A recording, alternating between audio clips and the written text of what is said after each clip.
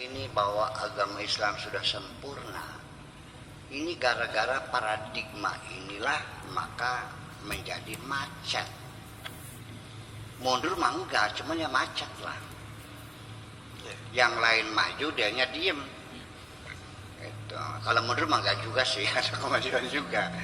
Ya artinya negara-negara Islam dunia sudah menolak hukum potong tangan.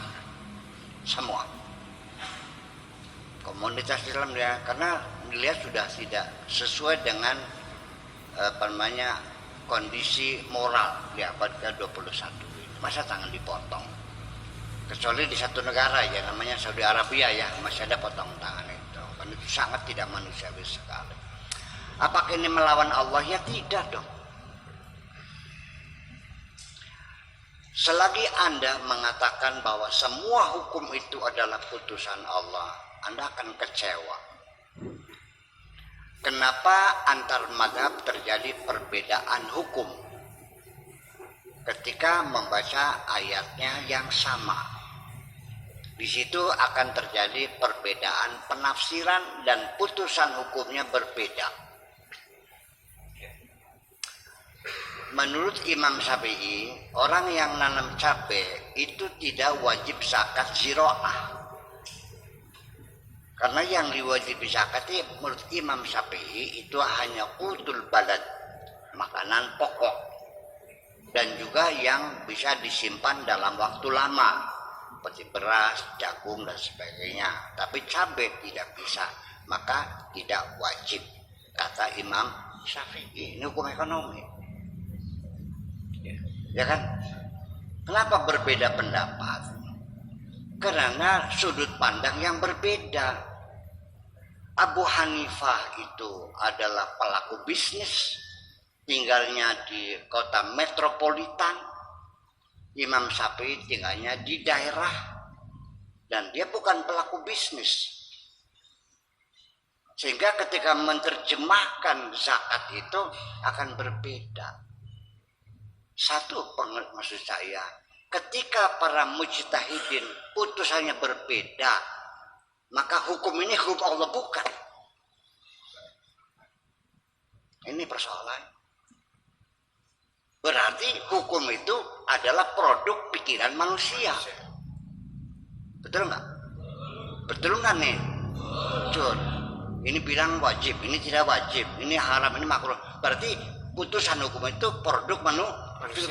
Kalau produk pada manusia, agama atau budaya? Terus gimana persoalan? Jadi artinya bahwa kenapa berbeda? Karena sudut pandang yang berbeda. Imam Syafi'i zakat itu dikaitkan dengan makanan ini itu karena melihat dari sisi strategi keamanan pangan. Orang punya cabai berapa ton pun kalau nggak punya beras mampus loh. Betul nggak? Maka sehingga rakyat harus makan. Makanya ini yang dihantam ini. Kalau Imam Abu Hanifah melihatnya dari sisi keadilan sosial. Nanam padi 1 hektar hanya dapat 30 ton tuh jadi berapa juta tuh? 40 ton lah. 4 ton. 40 juta. 4 juta. 4 juta. Ya kan?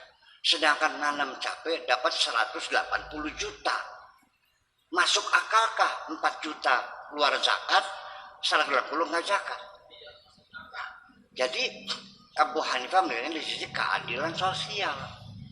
Abu Hanifah melihat dari strategi pangan. Maka disitulah berbeda kesimpulan. Berarti dimanapun satu firman Tuhan tentang hukum-hukum ini, bagaimana kita membaca dari sudut pandang mana, maka akan berbeda. Berarti satu, kita jangan mengatakan bahwa hukum itu agama.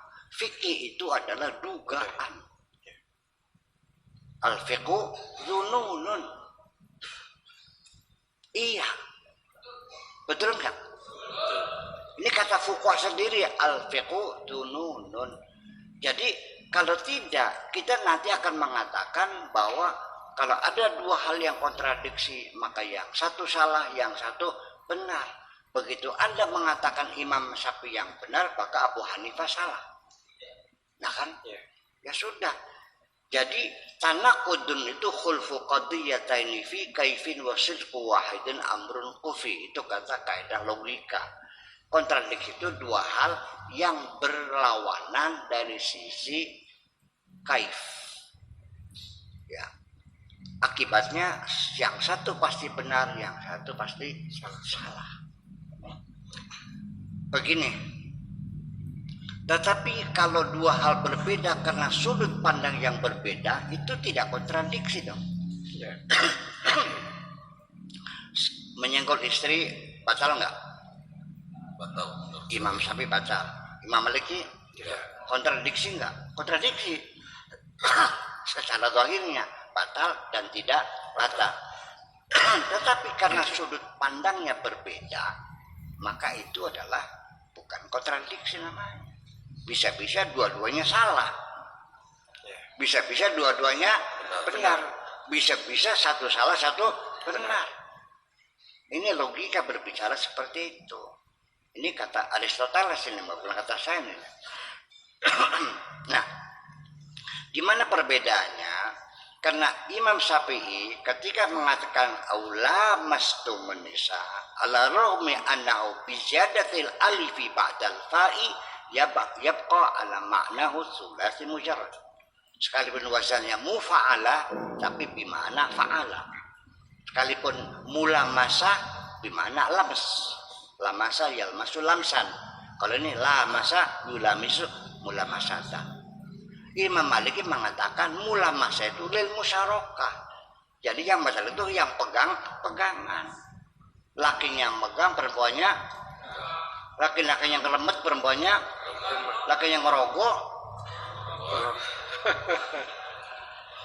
Nah, sudut pandang bahasa yang berbeda. Ilmu bahasa itu ilmu agama atau ilmu budaya? Budaya. Disitulah makanya jangan pernah mengatakan dalam fikih yang benar mana. Enggak. Mungkin pada zaman dahulu anak perempuan boleh dipaksa, mungkin cocok pada zaman dahulu. Itu ijtihad ulama pada zaman dulu karena perempuan tidak punya peran apapun. Dia tinggal di rumah, sekolah tidak, usaha tidak, bergaul tidak, keluar dibungkus. Kalau dia mencari sendiri pasti salah. Masih mending orang tua yang milih. Betul nggak? Sekarang perempuan sudah jadi menteri, jadi presiden, masih dipaksa ngacok kamu.